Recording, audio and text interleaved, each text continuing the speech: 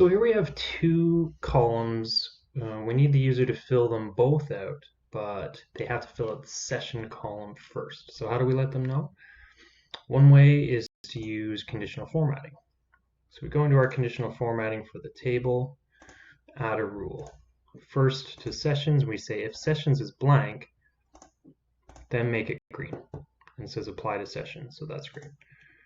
The next rule will apply to gear to add. We need to use the formula for this one. So we say if session is not blank, we've already filled it out, and gear to add is still blank,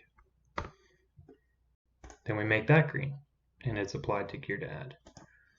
And now the user comes in, they see that they need to fill out session, and at that point the green switches over to gear to add and they can put in whatever they need there. And that's it.